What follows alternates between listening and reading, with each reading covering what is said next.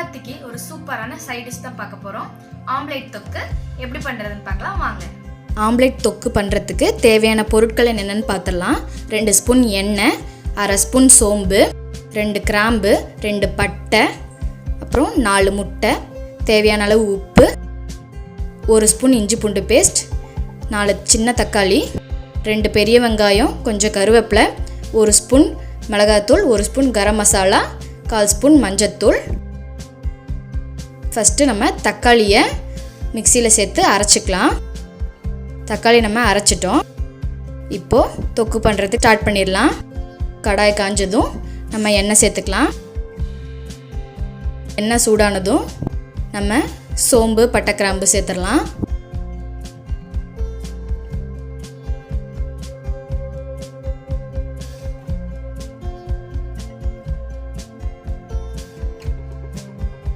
சோம்பு பொரிஞ்சதும் நம்ம வெங்காயம் சேர்த்துக்கலாம்.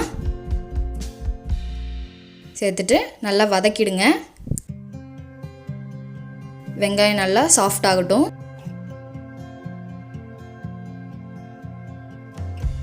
இப்போ வெங்காயம் நல்லா வதங்கிடுச்சு. அடுத்து நம்ம இஞ்சி பூண்டு சேர்த்துக்கலாம். சேர்த்துட்டு நல்லா மிக்ஸ் பண்ணிவிடுங்க. இஞ்சி பூண்டோட பச்சை வாசனை எல்லாம் போகிற வரைக்கும்.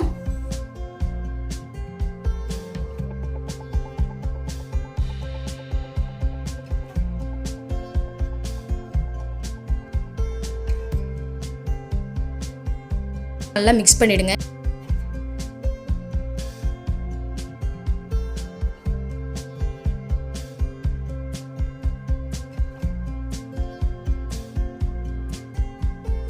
இப்போ நல்லா வதக்கிட்டோம். அடுத்து நம்ம அரைச்சி வச்சிருந்த தக்காளியை சேர்த்துக்கலாம். சேர்த்துட்டு நல்லா மிக்ஸ் பண்ணிடுங்க.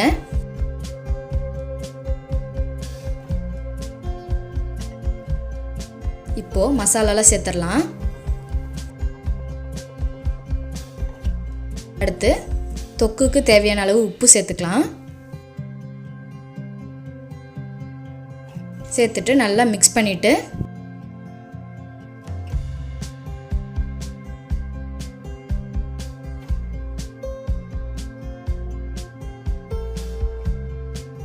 தேவையான அளவு தண்ணி ஊற்றி இது ஒரு 10 நிமிஷம் மூடி போட்டு வேக வச்சிடலாம்.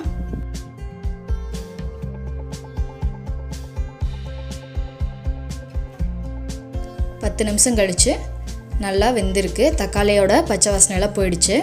இப்போ நம்ம முட்டையை உடச்சி ஊற்றிடலாம். ஒரு கிண்ணத்தில் உடச்சி ஊற்றிட்டு அதுக்கப்புறம் எடுத்து குழம்புல ஊற்றிடுங்க. இல்லைன்னா நம்ம டைரெக்டாக உடச்சி ஊற்றும்போது முட்டையோட ஓடெல்லாம் குழம்புல விழுகிறதுக்கு சான்ஸ் இருக்குது.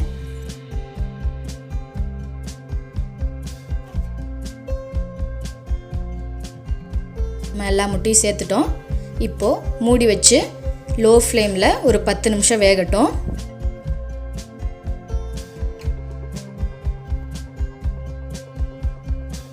இப்போ 10 நிமிஷம் கழித்து ஒரு பக்கம் நல்லா வெந்துடுச்சு. இப்போ நம்ம இதை திருப்பி போட்டுடலாம்.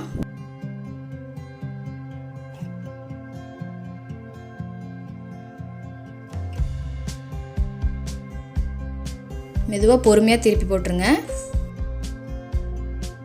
இப்போ நம்ம எல்லாம் திருப்பி போட்டுட்டோம். மூடி வச்சு ஒரு 5 நிமிஷம் வேக வச்சுடுங்க. இப்போது முட்டையெல்லாம் நல்லா வெந்து நம்மளோட ஆம்லேட் தொக்கு ரெடி ஆகிடுச்சு. கொஞ்சமாக கொத்தமல்லி சேர்த்து அடுப்பு ஆஃப் பண்ணிவிடுங்க.